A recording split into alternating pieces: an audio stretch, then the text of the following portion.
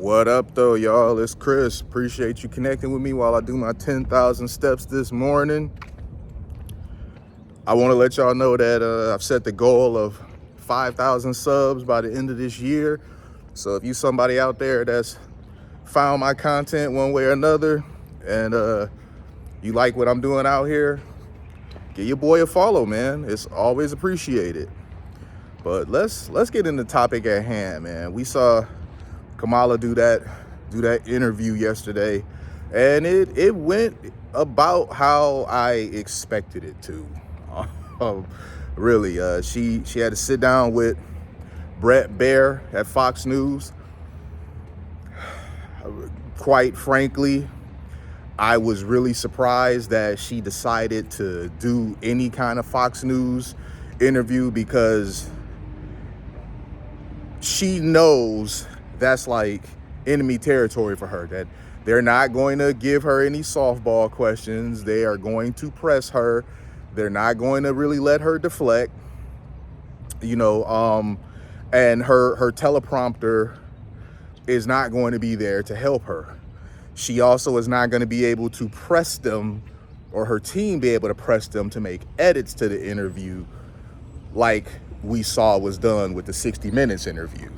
So this was really startling to me when the announcement came that she would be doing a sit down with him. But she did it, and she probably has some regrets over it. It just looked bad. Like, I watched the whole thing, and I just was like, what a disaster. There's tons of clips of it going around. So if you just want to see the more, goofy parts of it, there's no shortage of them, because it was a lot of goofy parts, but people got snippets of it on Twitter. Like, you really don't even have to look hard. They will find you. The clips will find you, because they've been getting fed to me ever since the interview happened, and I actually checked it out. But oh boy, where do I start, man? Bug almost flew in my eye. But it just was more of what we've seen from Kamala. She's not very good when it comes to answering questions. She's not very good at interviewing, honestly. You could really tell that she lacks experience when it comes to doing these sorts of sit-down interviews. Like, she really does lack experience when it comes to those. I think I've shown y'all this area before. These rustic streets over here, I really like them a lot. I enjoy the aesthetic of them. This is a subsector of Rivertown over here that you normally don't see. Even if you live in the city, you really don't see this spot. You got to kind of aim to come over here. But yeah, you could just tell the lack of experience. It was very apparent. Some people will say, in fairness, she hasn't had a whole lot of time to prepare, and I would disagree with that, because she's been the VP for going on 4 years now, and before she was in the VP, position, before she was occupying that seat, she was doing other things in politics. So she, in my opinion, really doesn't have any excuses for why she's so bad at giving interviews. She could not answer anything directly.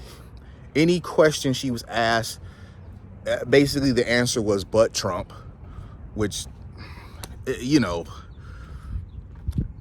the point of you sitting down is for us to learn more about you, why is every other question, answered with "but Trump"? We're asking you stuff. Like, we know what Trump did. We know what Trump said. We know what Trump is accused of.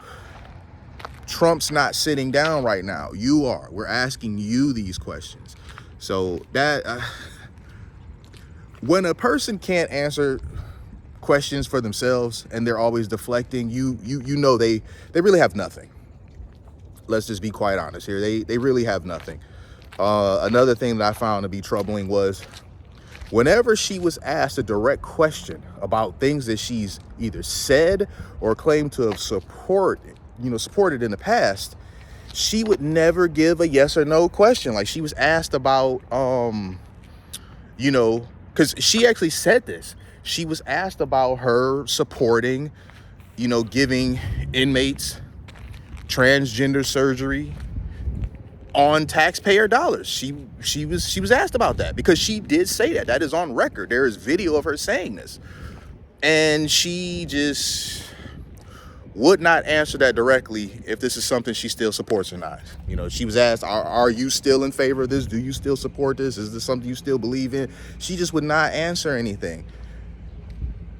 That was the interview. The entirety of the interview was her dodging question after question after question, and an attempt to deflect time and time and time again. This did not work with the 60 Minutes interview. Even with the edited cut that they gave us, you could still tell she was trying to do this and it wasn't working. Let me get out of the street here, because we got a car coming. Ugh. But you could tell in the 60 Minutes interview, this was something that she was trying to do. As I said, even the edited version of it, you could tell she was trying to employ this tactic. It was not working. So why she thought she'd try again employing this same tactic, but this time with Bret Baier on Fox News, is beyond me. But it just did not work.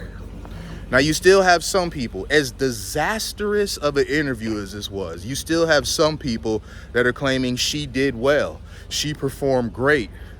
And they're scrutinizing Baier's interview tactics. Talking about he kept trying to get gotcha moments and all this sort of stuff. And I'm like, okay, hold on. That's really where you guys' focus is. You, instead of grading her performance, which was bad, but instead of grading her performance, you're instead focusing on scrutinizing the interviewer, because you didn't like his tone or you didn't like the questions he was asking. I mean, she was going on Fox News, so we knew that she wasn't going to be treated the friendliest. I mean, he wasn't rude and nasty in any way. I thought he was very professional. He was a bit firm, but you kind of have to be with her because she won't answer anything. She keeps going this way, that way. So you kind of have to, like, hey, let's stay here. This is the question. This is what I'm asking you. And the answer you just gave was a non-answer. It was a word salad, if you will. So I didn't find any tactics he used to be in any way, shape, or form underhanded. People have said that, he was changing the subject. And I'm just like, he asked the questions from the list that he prepared. That's changing the subject now? I mean, as far as I've known, any interviewer ever, this has been what they've done. But now it's changing the subject. I don't know, man. So, yeah, you got people that no matter how bad she performs, no matter how absurd the things that she said prior was, they're just going to support her no matter what. I don't get that at all. The obsession with Kamala, I just don't get. And I don't know Kamala personally, so I have no issues with her as a human being. The unwavering, undying support for Kamala, I don't understand it based off of what she's displayed. You guys want to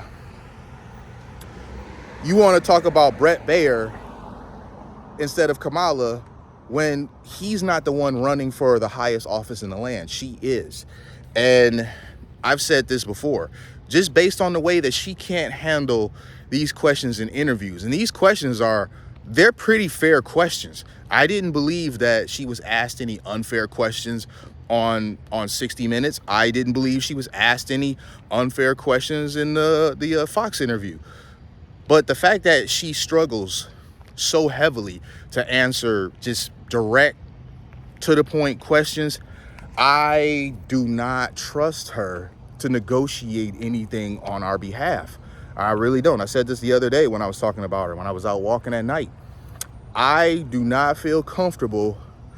What is this guy doing backing up? I don't know. we just gonna keep walking. He done stopped. So I don't know, maybe he decided he wanted to back into that spot. But as I was saying, I would not feel comfortable in any way her going into a room with some of the world leaders and trying to negotiate on behalf of the United States of America. Not at all. She can't even handle interviews. So I don't know how she would handle tough negotiations with, you know, the Chinese president. You know, just, no. It just wouldn't work, man. I don't see it happening. The Mexico president right now, to my understanding, is a woman. And I don't even think Kamala would be able to handle getting any negotiations done with her. She's just not that person. I was about to say I hate to say it, but I really don't hate to say it, just because I have never seen such a terrible candidate be pushed so hard in my lifetime. Really, like this is easily the worst presidential candidate of our lifetime. And she is getting such a heavy push, all because she's a woman and is a person of color. They're not trying to sell the black angle anymore. They've kind of chilled out with that because Obama blew them up the other day. You know, when Obama was down talking black men, and that like exploded, and they have seen the pushback that they've been getting from us black folks about them trying so hard to force Kamala on us. She's not black. You're not going to convince us categorically that she's black. It's just not going to happen. Like, stop trying to force this woman on us to manipulate us emotionally to go vote for her. They did that with Obama, and it worked. They're trying to do it again now, and it's not working. They saw it wasn't working. They continued to press this really hard, and then it blew up in their face. And now they've just shut their mouths when it comes to that. They've stopped trying to play us like we're stupid about this whole thing with her being black. But it wouldn't matter. Even if Kamala was black, that wouldn't change the fact that she's not a good candidate. She's just not, man. She's terrible. And the misogyny angle, I'm gonna address this, and then I'm gonna go ahead and leave you guys here. The misogyny angle, man. They playing like Hillary didn't win the popular vote. You know, when Hillary was going up against Trump, she won the popular vote. Is she not a woman? So the whole idea of the reason why she's behind is because of misogyny is just insane. Because a woman before who ran against Trump, she won the popular vote. Ooh, boy. There's something. Nah, I ain't gonna even show y'all. I'm walking past my son's old high school. I'm not gonna show it, but they've got flags and stuff waving out here, and I'm just like, ooh boy. I'm gonna leave it at that. That's a whole different video, y'all. I appreciate y'all connecting with me. I'm gonna continue these steps. Holla at y'all. Peace.